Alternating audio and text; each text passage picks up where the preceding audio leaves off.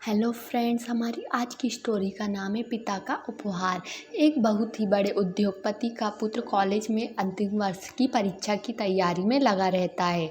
तो उसके पिता उसकी परीक्षा के विषय में पूछते हैं तो वो जवाब में कहता है कि हो सकता है कॉलेज में अव्वल आऊँ।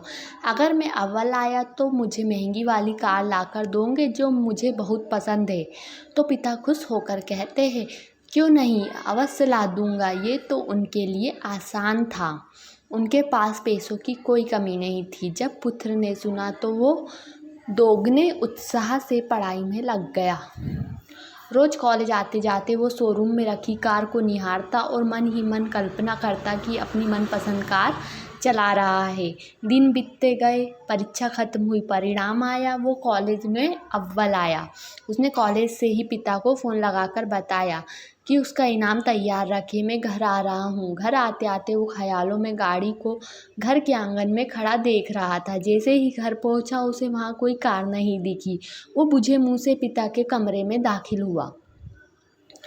उसे देखते ही पिता ने गले लगाकर बधाई दी और उसके हाथ में कागज में लिपटी एक वस्तु थमाई और कहा, लो यह तुम्हारा गिफ्ट। पुत्र ने बहुत ही अनमने दिल से गिफ्ट हाथ में लिया और अपने कमरे में चला गया। मन ही मन पिता को कोसते हुए उसने कागज खोलकर देखा। उसमें सोने के कवर में रामायण दिखी। ये देखकर पिता पर बहुत गुस्सा आया, लेकिन उसने अपने गुस्से को संयमित कर एक चिट्ठी अपने पिता के नाम लिखी कि पिताजी, आपने मेरी कार गिफ्ट ना देकर ये रामायण दी। शायद इसके पीछे आपका कोई अच्छा राज छिपा होगा, लेकिन मैं यह घर छोड़कर जा रहा हूँ और तब तक वापस नहीं आऊँगा जब तक मैं बहुत पैसे ना कमा लूँ। और चिट्ठी रामायण के साथ पिता के कमरे में रख घर छोड़कर चला गया। समय बीतता गया। पुत्र होशियार था, होनहार था, जल्दी ही बहुत धनवान बन गया।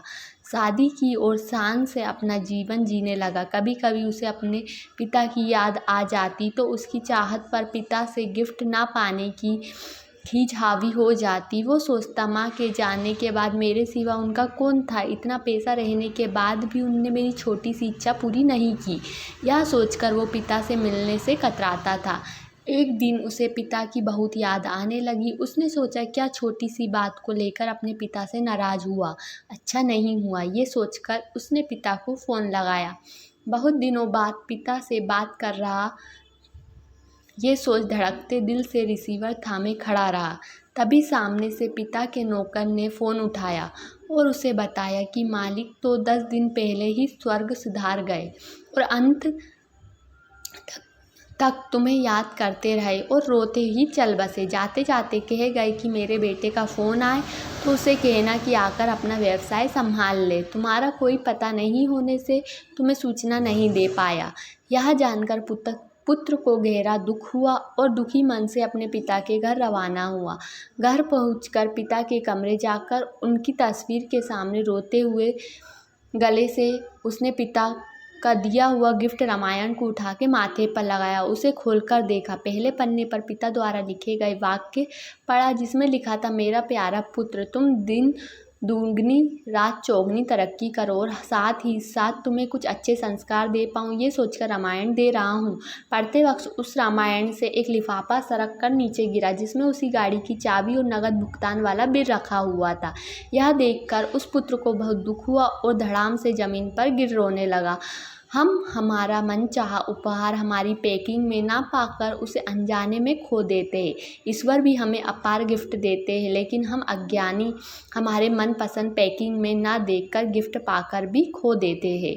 हमें अपने माता पिता के प्रेम से दिए गए अनगिनत उपहारों का प्रेम से सम्मान करना चाहिए और उनका धन्यवाद करना चाहिए। तो फ्रेंड्स, ये तो थी हमारी आज की स्टोरी। आपको अच्छी लगी हो तो प्लीज़ चैनल को लाइक, सब्सक्राइब और शेयर कीजिएगा। Thank you.